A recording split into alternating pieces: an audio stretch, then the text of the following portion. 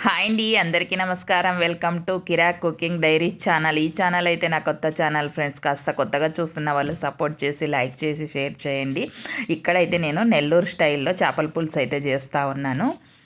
ముందుగా చేపలను అయితే మనము పసుపు, ఉప్పు, అలాగే ఆనియన్స్ వేసేసి ఒకసారి బాగా కడిగిన తర్వాత అలాగే ఒక 5-6 సార్లు బాగా నీళ్ళల్లో కడిగేయాలన్నమాట. కడిగేసిన తర్వాత ఇక కాస్త అలా పసుపు, కారము, సాల్ట్ వేసేసి పీసులకైతే ఇలా బాగా అంటించాలి. మనము అంటించి పక్కన పెట్టేసుకోవాలి. ఇలా అంటించడం ద్వారా మనకి పీస్ అనేది టేస్టీగా సూపర్గా ఉంటుంది. కర్రీ అయితే గిన ఇక అంటించి అయితే మనము పక్కన పెట్టేసుకుందాం. ఒక నిమ్మకాయ సైజ్ అంతా చింతపండునైతే నానబెట్టుకోవాలన్నమాట. నానబెట్టిన తర్వాత ఇలా బాగా మనము చింతపండుని గుజ్జు అయితే తయారు చేసుకొని పక్కన పెట్టేసుకోవాలి. ఇక నేనైతే ఇక్కడ ఒక 4-5 టేబుల్ స్పూన్లు ధనియాలు, అలాగే జీలకర్ర 1.5 టేబుల్ స్పూన్ జీలకర్ర, మెంతులు 1 టేబుల్ స్పూన్ మెంతులు వేసి వేయిస్తూ ఉన్నాను. ఇవి వేయడం ద్వారా మనకి చేపల పులుసు అనేది టేస్ట్ సూపర్ ఉంటుందన్నమాట. ఇందులో నేను కొబ్బరి కానీ ఏం యాడ్ చేయలేదన్నమాట. ఇలా చేస్తేనే బాగుంటుంది ఈ చేపల కూర. ఇక నేనైతే వేయించి ఇక పక్కన పెట్టేశాను.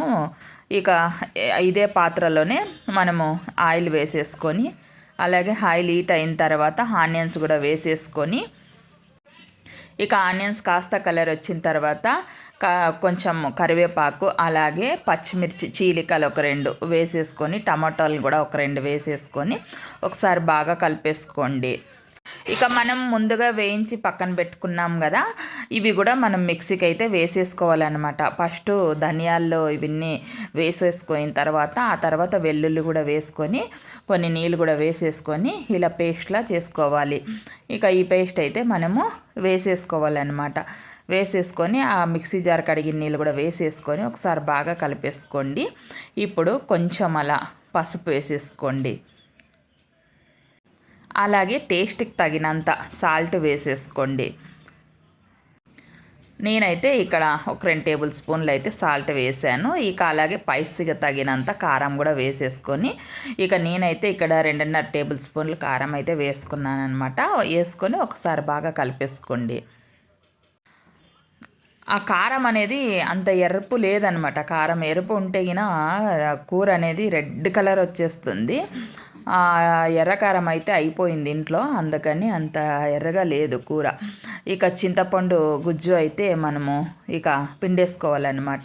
చూడండి, ఇక చింతపండు గుజ్జు అంతా వేసేసుకొని, ఇక మనం ముందుగానే చేపల్ని ఉప్పు కారము అన్నీ వేసి నానబెట్టాం కదా, ఇప్పుడు ఇవైతే మనం వేసేసుకోవాలన్నమాట.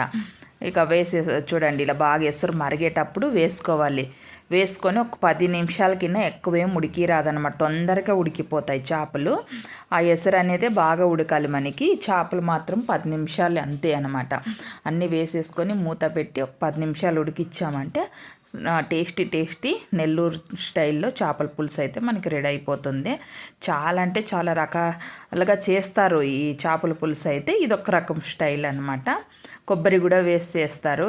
అదొక రకం స్టైల్ అనమాట, బాగుంటుంది. ఇక ఫైనల్గా మనం కొత్తిమీర అయితే వేసేసుకుందాం. గుమగుమలాడే చేపల పులుసు అయితే మనకి రెడీ అయిపోయింది. ఇంకా ఇందులో అయితే ఈ చేపల కూరలో అయితే రైస్ కానీ, అలాగే రోటీ కానీ, చపాతీ కానీ చాలా బాగుంటుంది. ఇక నా స్టైల్లో చేపల పులుసు మీకు నచ్చినట్లయితే లైక్ చేయండి, షేర్ చేయండి, సబ్స్క్రైబ్ చేసుకోండి. కొత్తగా చూస్తున్న వాళ్ళు కాస్త సపోర్ట్ చేయండి ఫ్రెండ్స్. మంచి మంచి వీడియోలు అయితే మేము ముందుకు వస్తూ ఉంటాయి. బాయ్ మరి.